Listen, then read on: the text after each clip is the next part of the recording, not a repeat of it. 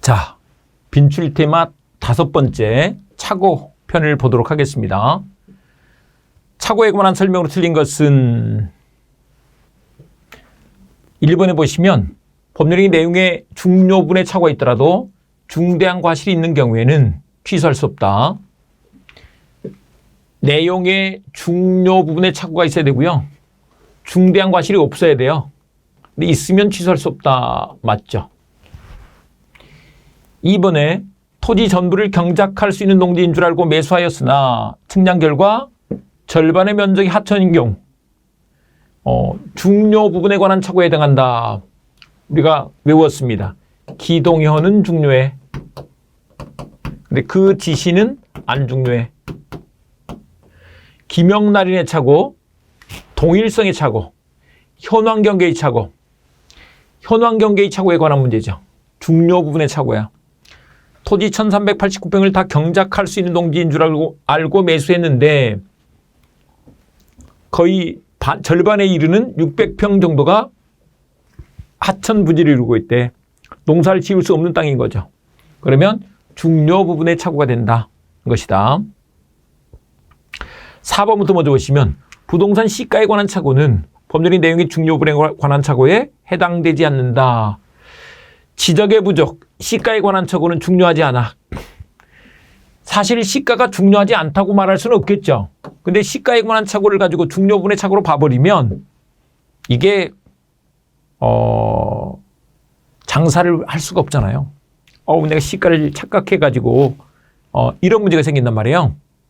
그래서 이 시가에 관한 착오는 중요 부분의 착오로 보지 않는다. 시가는 착오 아니야. 사기 아니야. 이렇게 말한다. 3번 보시면 토지를 매수했는데 법령상 제한으로 그 토지를 의도한 목적대로 사용할 수 없게 된 경우, 예를 들면 공장 지으려고 또는 우사, 돈사를 지으려고 땅을 샀는데 그린벨트 지역에서 공장을 지을 수 없는 거예요. 우사를 지을 수가 없는 거예요. 이런 것들은 동계착오에 해당한다.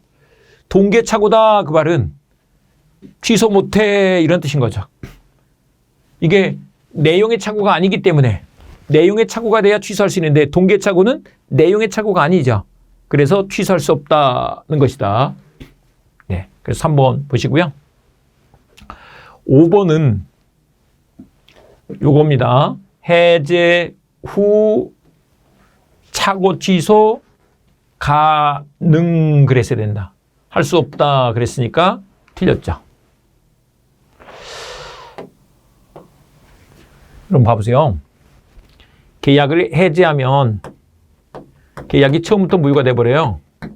소급해서 무효가 돼버렸어. 그런데 착오 취소를 해. 그러면 또 소급해서 무효가 된다는 거야. 근데 이미 해제해서 무효가 됐는데 굳이 또 착오 취소할 필요가 있겠느냐 이런 문제인 거예요. 근데 필요성이 있으면 그렇게 인정하는 것이다. 해제해서 무효가 됐어도 착오 취소할 수 있다. 지금까지는 착오 중에서 제일 많이 나온 정답이에요.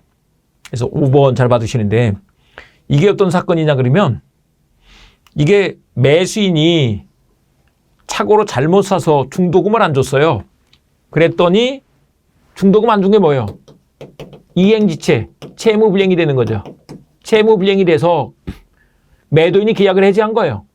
근데 채무불이행이 되면 계약 해제로 끝나는 게 아니고 손해배상 청구를 할 거란 말이에요.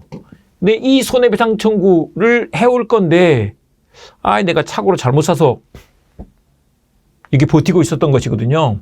근데 취소해서 무효가 돼버리면 아예 채무가 없는 거니까 채무불이행이 안 되고 손해배상하지 않아도 되는 이익이 있는 거예요. 그래서 이걸 인정한다.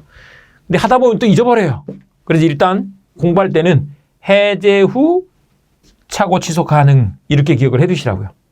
착오 취소 가능이다. 할 수 없다. 그러면 틀렸다. 네. 착오편 또 다른 문제들도 있는데 또 다음 기회에 보기로 하고 일단 착오 이 문제 잘 정리해 두시기 바랍니다.